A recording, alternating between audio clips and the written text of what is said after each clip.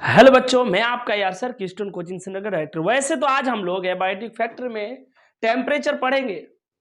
Temperature का क्या प्रभाव पड़ता है ऑर्गेनिजम्स के ऊपर, वो हम लोग देखेंगे कि टेम्परेचर के साथ ऑर्गेनिज्म कैसे इंटरेक्ट करते हैं। लेकिन एक दो पॉइंट जो लाइट का रह गया है उसको पहले करते हैं। मैंने इससे पहला लेक्चर में आपको लाइट के बारे में बताया, यानी एबायोटिक फैक्टर में लाइट, और इस लेक्चर में स्टार्ट हो जाएगा टेम्परेचर। लेकिन लाइट का जो कुछ पॉइंट है वो देखते हैं।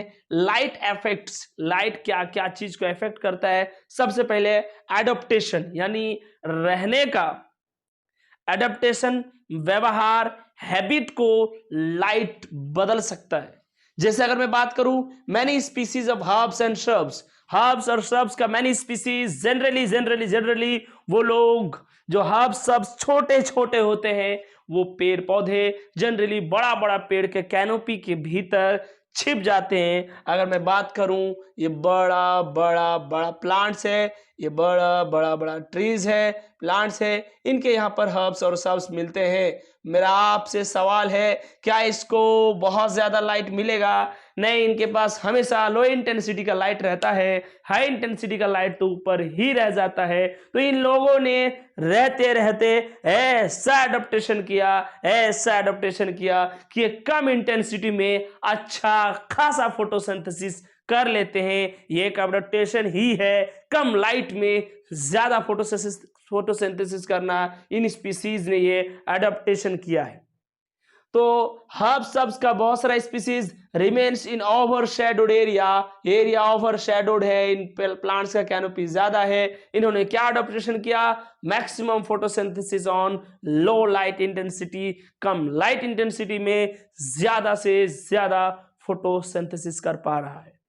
चलिए आगे और क्या इफेक्ट करता है। पहला इफेक्ट क्या था? एडेप्टेशन। मैंने एग्जांपल भी बताया, इन्होंने अपने आप को एडॉप्ट कर लिया कम लाइट इंटेंसिटी में ज्यादा फोटोसिंथेसिस करने का। रिप्रोडक्शन, क्या लाइट रिप्रोडक्शन को भी प्रभाव करता है? हाँ, जनरली बर्ड्स में देखा जाता है।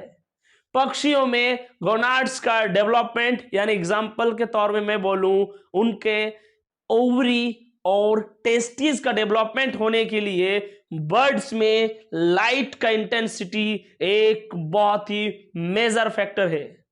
समर सीजन में जहां लाइट का इंटेंसिटी ज्यादा होता है, ऐसा देखा गया है कि बर्ड्स में उस टाइम गोनाड्स का डेवलपमेंट अच्छा होता है, ज्यादा होता है। तो रिप्रोडक्शन को भी प्रभाव कर सकता है लाइट। एडॉप्टेशन को क्या, रिप्रोडक्शन को क्या? सीजनल ब्रीडर्स, जनरली आप बर्ड्स को ही लेते हैं। माइग्रेटरी एनिमल्स, कुछ एनिमल्स माइग्रेट करते हैं, एक जगह से दूसरे जगह जाते हैं, उसका भी रीजन लाइट है।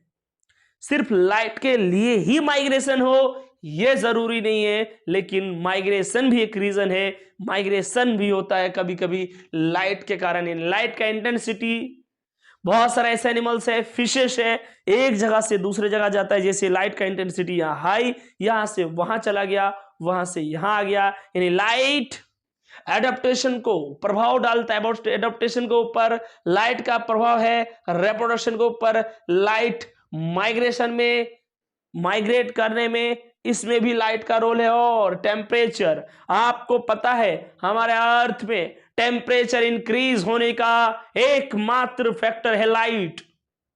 सनलाइट आता है, ट्रैप हो जाता है, फंस के रह जाता है हमारे इस बायोस्फीयर में, जिसके कारण टेम्परेचर बढ़ता है। मेरा आपसे ये कहना है, क्या विदाउट लाइट अर्थ में टेम्परेचर इंक्रीज हो सकता है एक्सटर्नली? नहीं, धरती का टेम्परेचर लाइट के द्वारा बढ़ रहा है। क्या मैं कह दूं हमारे अर्थ में टेम्परेचर और अर्थ, लाइट और टेम्परेचर साथ साथ चल रहा है, लाइट बढ़ेगा टेम्परेचर भी बढ़ेगा। समर सीजन में लाइट का इंटेंसिटी हाई रहता है, समर सीजन में टेम्परेचर भी हाई रहता है। गर्मी में वही समर सीजन जहां लाइट का इंटेंसिटी हाई, उसमें टेम्परेचर भी हाई रहता है। ध्यान रहे, टेम्परेचर को, माइग्रेशन को, रिप्रोडक्शन को, एडेप्टेशन को, इन सब को यह प्रभाव डालता है, इन सब पर इसका असर दिखेगा। सन के लिए आपके एनसीईआरटी में एक है celestial source, ultimate source of light. हमारी एनसीईआरटी किताब को फॉलो करते हुए चले तो सन को कैलेस्टियल सोर्स ऑफ लाइट कहा गया है, यानी ultimate source of light and temperature on earth. धरती में, अर्थ में टेम्परेचर और लाइट, ये दोनों का जो मेन रीजन है वो है सन। यानी धरती में लाइट आ रहा है, धरती में टेम्परेचर है, इसका मेन कारण है सन। फोटो पीरियड को भी लाइट कंट्रोल करता है। कैसे? कुछ जैसे जो फ्लावरिंग प्लांट्स है, उनका फ्लावर जो सीजनल फ्लावर देते हैं वो एक लाइट का इंटेंसिटी में, एक ऑप्टिमम लाइट का इंटेंसिटी अगर उसको मिलेगा तभी फ्लावरिंग कर पाएगा, तभी कुछ हार्मोन्स उसमें एक्टिवेट होंगे, वो लाइट का इंटेंसिटी और वो हार्मोन मिलके उस प्लांट में फ्लावर तैयार करेगा, तभी वो रिप्रोडक्शन कर पाएगा। आप समझ रहे हैं? स्पेसिफिक इंटेंसिटी का लाइट चाहिए, सम हार्मोन चाहिए, तभी प्लांट का फोटो पीरियड कंप्लीट होगा। चलिए अगर मैं बात करूं, यहां लाइट खत्म करके टेम्परेचर की तरफ जाऊं, आप ध्यान दीजिए, ecologically most relevant environmental factor temperature को बोला गया है, यानी इकोलॉजी के हिसाब से सबसे ज्यादा प्रभाव डालता है, सबसे बड़ा अगर कोई फैक्टर है वो टेम्परेचर है। मेजर क्लाइमेटिक फैक्टर, क्लाइमेट को चेंज करने के लिए, इसके लिए मेन रोल है टेम्परेचर का।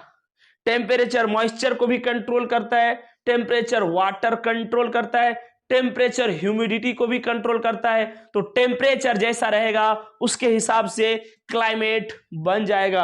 यानी अगर इस वक्त लाइट कम है, अगर इस वक्त टेम्परेचर कम है, टेम्परेचर बढ़ा दिया जाएगा तो क्लाइमेट बदल सकता है, मौसम बदल सकता है। तो मौसम के भी बिहाव से जो सबसे इंपॉर्टेंट फैक्टर है वो टेम्परेचर है।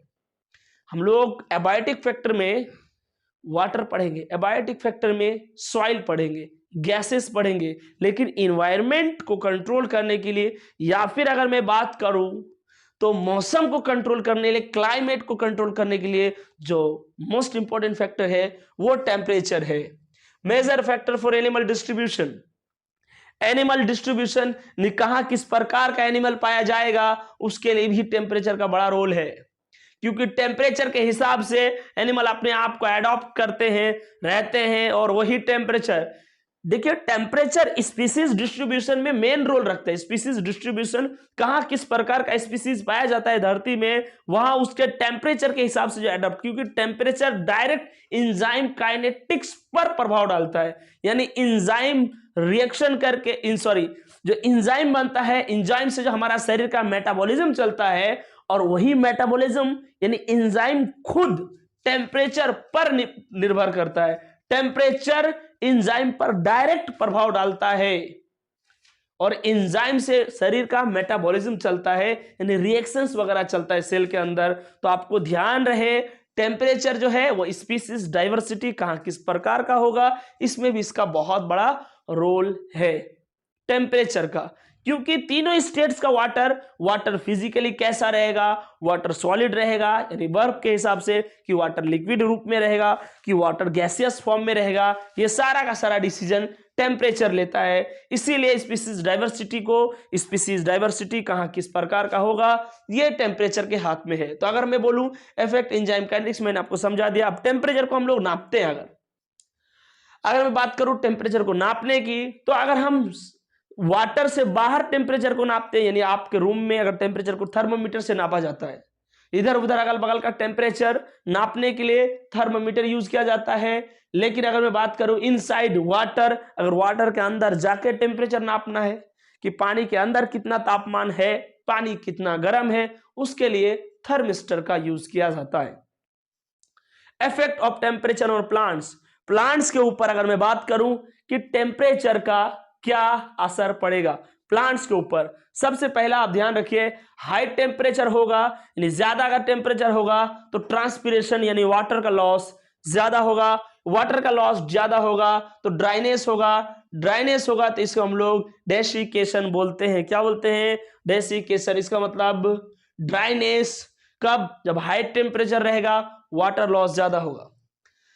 अगर मैं बात करूं हाई टेम्परेचर एरियल प्लांट, यानी ऐसा प्लांट जो हाई टेम्परेचर में रहता है, उसको अगर हम लो टेम्परेचर ले जाएंगे, लो टेम्परेचर शॉक दे देंगे, अचानक से वहां का टेम्परेचर गिर जाएगा तो उसका सेल्स डैमेज हो जाएगा। इस डैमेजिंग का रीजन हम लोग बोलते हैं चिलिंग इंजरी, इन ठंड के कारण हुआ।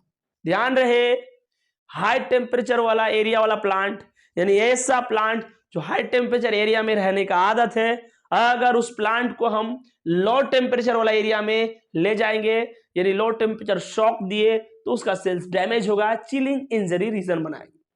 उसके बाद अगर लो टेम्परेचर एरियल प्लांट है, यानी ऐसा प्लांट है जो ऑलरेडी लो टेम्परेचर एरिया में रहते हैं, उसको अगर और लो टेम्परेचर, यानी अल्ट्रा लो और लो टेम्परेचर में अगर लेके जाया जाए तो क्या होगा? फॉर्मेशन ऑफ आइस क्रिस्टल्स, यानी उस प्लांट के अंदर छोटे छोटे छोटे छोटे आइस के क्रिस्टल्स बन जाएंगे, क्योंकि हमने इसको बहुत ही लो टेम्परेचर में लेकर चला गया। इस केस में हम लोग बोलेंगे फ्रीजिंग इंजरी, यानी इस केस में जो प्लांट मरेगा उसका रीजन ठंड नहीं बल्कि जमने के कारण, जब जम जाएगा तो अंदर का रिएक्शंस नहीं हो पाएगा, फिर धीरे धीरे वो प्लांट मर जाएगा। यहां चिलिंग इंजरी, यहां फ्रीजिंग इंजरी, यहां ठंड है, यहां बहुत ठंड है। समझ रहे हैं आप? ठीक है बच्चों, आप लोग नोट कीजिए। और टेम्परेचर अभी 1-2 लेक्चर तक हमारा साथ रहेगा। ये बड़ा टॉपिक है, मस्त है, बहुत सारा चीज अडॉप्टेशन का आप लोग छोटे में पढ़े होंगे। कैमल रेगिस्तान में अडॉप्ट किए हैं, क्या क्या अडॉप्टेशन हुआ है, फ्रॉग्स, ये वो, माइग्रेशन, हाइबरनेशन, एस्टिवेशन, बहुत सारा चीज आप लोगों ने सुने रखे होंगे। लेकिन इस बार सारा चीज क्लियर हो जाएगा, आपको हर चीज डिटेल से बताया जाएगा। ठीक है बच्चों, नोट कीजिए। तो बच्चों आप लोग नोट कर चुके होंगे। और देखिए, हम लोग एबायोटिक कंपोनेंट में हम लोग अभी टेम्परेचर पढ़ रहे हैं। टेम्परेचर में temperature effect of temperature on morphology of plant. क्या प्लांट, या फिर मैं बात करूं एनिमल्स का, क्या मॉर्फोलॉजी में क्या टेम्परेचर का कोई असर होगा? प्लांट का बात करें या फिर हम एनिमल का मॉर्फोलॉजी का बात करें, इनके मॉर्फोलॉजी में टेम्परेचर का क्या असर होगा, देखते हैं। सबसे पहले देखिए, heat gain and heat loss is a function of surface area. आपको याद रखना है, हीट गेन हो चाहे हीट लॉस हो, ये सरफेस एरिया से ही इसका लेना देना है। बच्चों, सरफेस एरिया के थ्रू हीट लॉस होता है, यानी हमारा हीट लॉस, हमारा स्किन जहां जहां तक फैला हुआ है, हमारा स्किन ये पूरा सरफेस एरिया को हमारा शो करता है। सरफेस एरिया से ही हीट का गेन होता है, एक्सटर्नल हीट का, और इंटरनल हीट का जो लॉस होता है वो भी सरफेस एरिया से ही होता है। तो ध्यान रहे, हीट गेन और हीट लॉस जब जब आएगा आपका माइंड में सरफेस एरिया आना चाहिए। बच्चों, यहां 2 साइंटिस्ट है, बर्जमैन और एलन। ये दोनों साइंटिस्ट का क्या कहना है? बर्जमैन्स रूल ये कहता है कि कोल्ड एरिया में, यानी ठंड वाला इलाका में, लार्ज बॉडी साइज का एनिमल्स रहना चाहिए। इसका कहना यह है जो लार्ज साइज बॉडी एरिया वाला है, यानी ऐसा एनिमल्स जिनका बॉडी का साइज बड़ा है, वो कोल्ड एरिया में रहेगा, और वार्म एरिया में कम बॉडी साइज वाला, यानी जिसका बॉडी साइज स्मॉल रहेगा, वो एनिमल्स रहेंगे। इसका सिंपल कहना था, कोल्ड एरिया में बड़ा साइज एनिमल, वार्म में लेस साइज।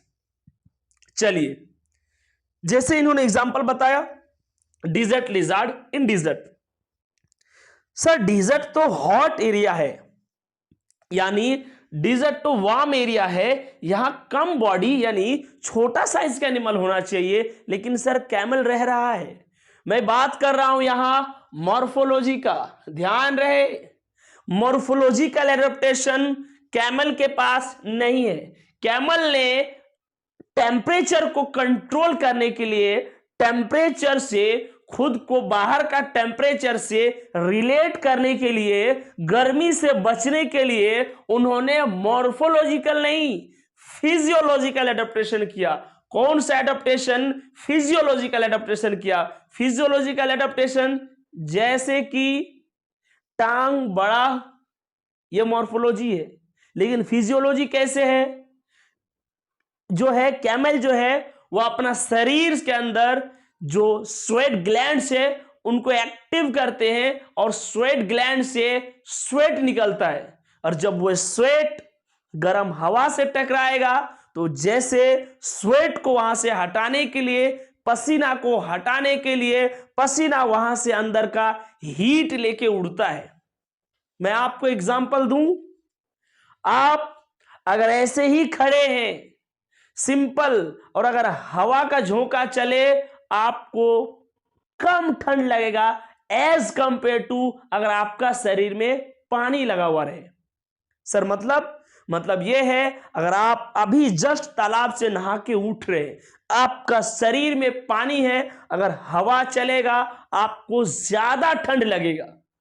अगर आप नहीं नहाए उस वक्त, आपका शरीर में पानी नहीं है, ऊपर आपको कम ठंड लगेगा, लेकिन जो पानी से बाहर आया जिसके शरीर में पानी लगा हुआ है उसको ज्यादा ठंड लगेगा, क्योंकि उसका बाहर का जो पानी है वो अंदर का हीट को लेके उड़ता है, और जैसे अंदर से हीट निकलेगा अंदर ठंड होगा, यानी बॉडी का टेम्परेचर कम होगा। मैं आपको समझाना चाह रहा हूं कैमल के बारे में। कैमल को जब स्वेट आता है, पसीना आता है, वो स्वेट ग्लैंड को एक्टिव करते हैं, और एक्टिव करने के बाद जब वो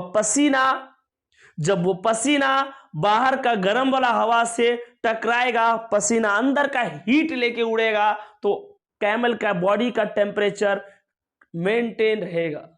मैं आपको समझा रहा हूं, कैमल जो है वो हीट को कंट्रोल करने के लिए, टेम्परेचर को कंट्रोल करने के लिए उन्होंने मॉर्फोलॉजी नहीं फिजियोलॉजी का सपोर्ट लिया। तो कैमल अगर रह रहा है डिजर्ट में तो टेम्परेचर के बिहाफ पे देखा जाए तो उन्होंने मॉर्फोलॉजिकल नहीं फिजियोलॉजिकल, अगर वो मॉर्फोलॉजी के हिसाब से अगर टेम्परेचर को सेट करने का कोशिश करता तो कैमल का साइज कुछ इतना बड़ा रहता। ध्यान रहे, मॉर्फोलॉजी के हिसाब से एनिमल्स जो छोटा साइज का है वो रहेगा डिजर्ट्स यानी वार्म एरियाज में। चलिए अगर मैं बात करूं एलेन्स का, तो एलन रूल क्या कहता है, cold area, warm area, body size बड़ा, बॉडी साइज छोटा। ये सिंपली इनका फ्रेंड है, रियल में नहीं, ऐसे ही बता रहा हूं। एलन ने पूरा बर्जमैन को सपोर्ट करते हुए ये कहा कि बर्जमैन जो कह रहे हैं वो बात पूरा सही है, लेकिन कुछ और ऐड कर दूं। बोले क्या ऐड करना है, कर दे।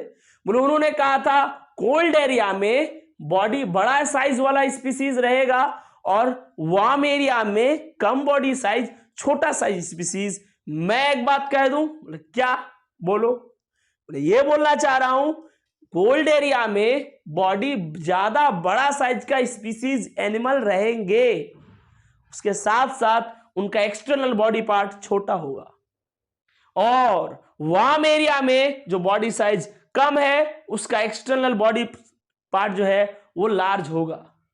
क्या आपको समझ में आया?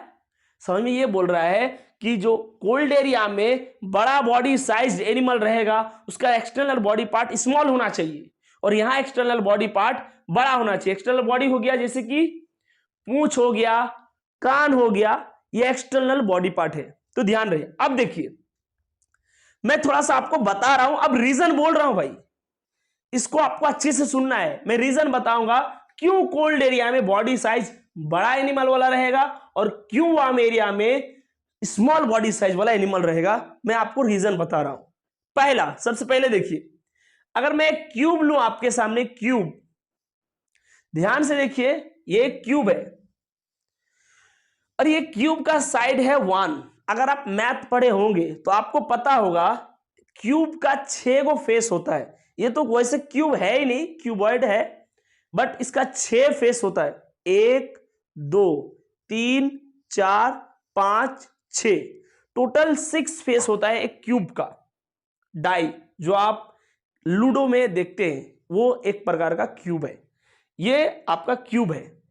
अब मैं बात करूं, इसका 6 गो फेस है, तो सरफेस एरिया, एक फेस का एरिया लेंथ गुना ब्रेथ, उसका तो इस वैसे भी लेंथ ब्रेथ सेम है, ये गुना ये 1, तो 6 का एरिया 1 गुना 1, 1 का हो गया, 6 फेस का गुना 6, यानी 6 हो गया इसका सरफेस एरिया। 6 मीटर स्क्वायर मान लीजिए आप, 6 मीटर स्क्वायर।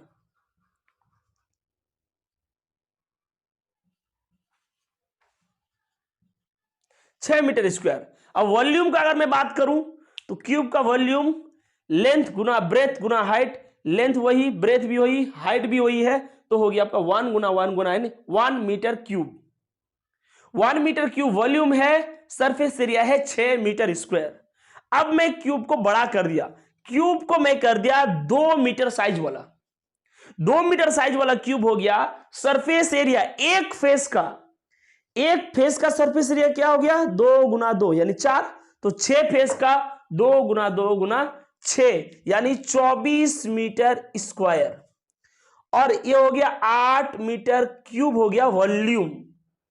देखिए यहां पर आप एक चीज देख रहे हैं, यहां जो है वॉल्यूम के कंपेयर में सरफेस एरिया ज्यादा है, हमने इंक्रीज किया, इक्वली साइज बढ़ाया, तो यहां पर सरफेस एरिया जो है वो कम बढ़ा एज कंपेयर टू वॉल्यूम। यानी यहां वॉल्यूम 1 था, यहां पर वॉल्यूम 8 है, यहां पर सरफेस एरिया 6 था, यहां सरफेस एरिया 3 है। नहीं, सरफेस एरिया जो है, सरफेस एरिया जो है वो ज्यादा नहीं बढ़ा एज कंपेयर टू वॉल्यूम। यानी अगर मैं बात करूं, एक छोटा सा ये एक स्फीयर है, एक ये स्फीयर है, मैं इसी को बड़ा कर दिया, इसी स्फीयर को मैं बड़ा कर दूं, तो जो वॉल्यूम है वो कम बढ़ेगा, वॉल्यूम ज्यादा बढ़ेगा, सरफेस एरिया कम बढ़ेगा एज कंपेयर टू इसका।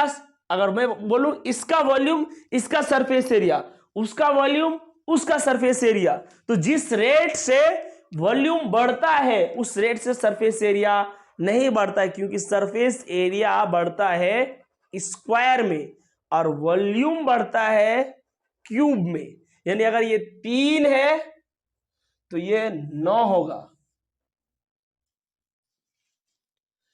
अगर वॉल्यूम यहां 3 है तो वॉल्यूम यहां पर 9 हो जाएगा। अगर मैंने इसको फुलाया, सरफेस एरिया 4 था तो सरफेस एरिया मानिए 16 होगा। तो देखिए सरफेस एरिया ज्यादा नहीं बढ़ा, यहां पर ये वॉल्यूम जो है वो ज्यादा बढ़ता है, सरफेस एरिया कम बढ़ता है। अगर मैं बात करूं किसी भी स्पीसीज का, सेम एनिमल्स का, जो छोटा जानवर होता है, यानी सेम स्पीसीज का छोटा वैरायटी का जो एनिमल होगा उसका सरफेस एरिया ज्यादा होगा एज कंपेयर टू उसी का वॉल्यूम। उसी का वॉल्यूम से उसी का सरफेस एरिया का अगर तुलना करें सरफेस से वॉल्यूम का, तो सरफेस एरिया यहां ज्यादा, इसी का मैंने बड़ा फॉर्म ले लिया तो सरफेस एरिया के कंपेयर में सरफेस एरिया जो है यहां कम हो गया वॉल्यूम के कंपेयर में। यहां अगर मैं देखूं तो यहां 1 3, यहां 1 6, यहां का वॉल्यूम यहां का सरफेस एरिया का डिफरेंस कितना हो रहा है 5, यहां सरफेस एरिया वॉल्यूम का डिफरेंस कितना हो रहा है सिर्फ 2। यानी सरफेस एरिया जितना जितना वॉल्यूम बढ़ा सरफेस एरिया उतना नहीं बढ़ा, उसके हिसाब से सरफेस एरिया कम हुआ। मैं ये नहीं बोल रहा हूं, यहां वैसे भी 24 है, 8 है, अगर आप इसको नहीं काटते, आप ये देखिए यहां 24 होगा और 8 होगा। मैं ये नहीं बोल रहा हूं कि सरफेस एरिया 24 जो है वो 6 से कम है, बट मैं ये बोल रहा हूं जितना वॉल्यूम बढ़ा उतना सरफेस एरिया नहीं बढ़ा। यानी वॉल्यूम जो है 1 से 8 यानी 8 गुना बढ़ गया, वॉल्यूम तो 8 गुना बढ़ गया, लेकिन सरफेस एरिया सिर्फ 4 गुना बढ़ा, 6 से 24 हुआ, सिर्फ 4 टाइम्स, ये हो गया 8 टाइम्स। यानी वॉल्यूम जितना बढ़ता है उतना सरफेस एरिया उसके रेस्पेक्ट में नहीं बढ़ता है, और सरफेस एरिया से ही हीट लॉस और हीट गेन का लेना देना है, ये चीज आपको माइंड में रखना है। चलिए, तो मैं बोलूं कि वार्म एरिया जो है, वार्म एरिया का जो स्पीसीज है गर्म एरिया का, उनका बॉडी साइज कम होता है, बॉडी साइज कम होता है। अगर मैं बात करूं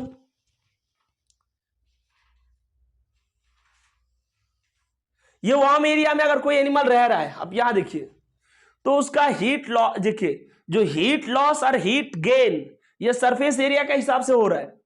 यहां पर हीट लॉस ज्यादा है, इसका हीट लॉस ज्यादा होगा इसके कंपेयर में। क्यों? क्योंकि इसका वॉल्यूम जो है वो ज्यादा है, सरफेस एरिया ज्यादा है, और सरफेस एरिया ज्यादा, यहां पर वॉल्यूम कम, हीट का प्रोडक्शन कम हो रहा है। ऑल ओवर ये साइज छोटा है, मेटाबॉलिक एक्टिविटी इसमें कम होगा, इसका हीट प्रोडक्शन कम हो रहा है, इसका हीट लॉस ज्यादा हो रहा है, क्योंकि इसका वॉल्यूम के कंपेयर में सरफेस एरिया ज्यादा है। इसका वॉल्यूम के कंपेयर में सरफेस एरिया ज्यादा।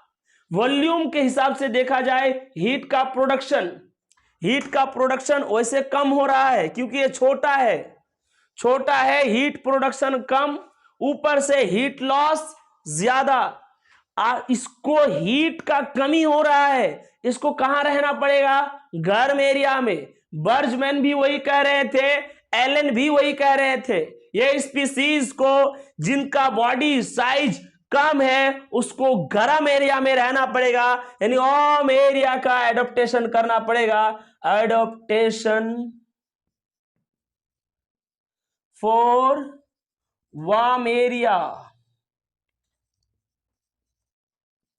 तो बच्चों ध्यान रहे, अब अगर मैं बात करूं इसका देखिए यहां पर हीट प्रोडक्शन ज्यादा, क्योंकि इसके कंपेयर में इसका वॉल्यूम ज्यादा, हीट प्रोडक्शन ज्यादा, बॉडी साइज बड़ा है, मेटाबॉलिक एक्टिविटी ज्यादा, सेल्स ज्यादा, इसका हीट प्रोडक्शन ज्यादा, इसका हीट लॉस कम, क्योंकि इसी के कंपेयर में इसका सरफेस एरिया कम है। मैं ये नहीं बोल रहा हूं उससे इसका कम है, उससे तुलना नहीं, इसी के वॉल्यूम के हिसाब से इसी का सरफेस एरिया कम है। यहां सरफेस एरिया वॉल्यूम में 5 का डिफरेंस, यहां सरफेस एरिया वॉल्यूम को जब रेशियो लेते हैं यहां ज्यादा डिफरेंस आएगा।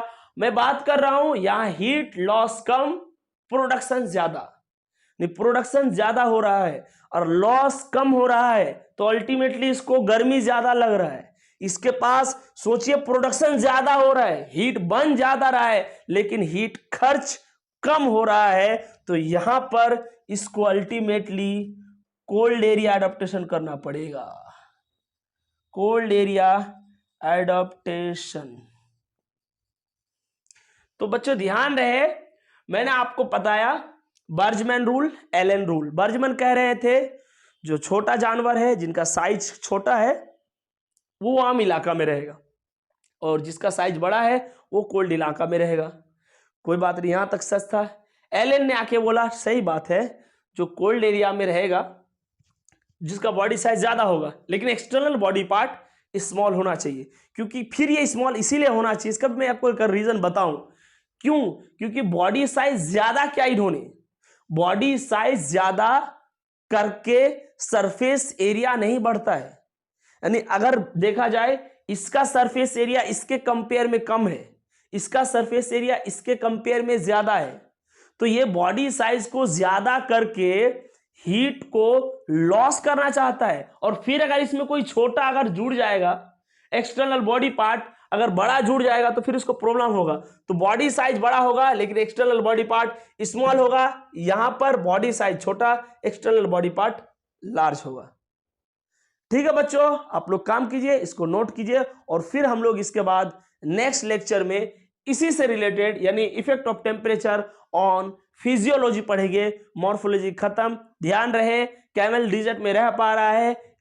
अगर मैं बोलूं क्या कैमल डिजर्ट के लिए अडॉप्टेड है, सही है, क्या कैमल डिजर्ट में हीट के लिए मॉर्फोलॉजिकल अडॉप्ट किया? नहीं, वो हीट के लिए फिजियोलॉजिकल अडॉप्ट किया है, वो मॉर्फोलॉजिकल अडॉप्ट हीट के लिए नहीं किया है।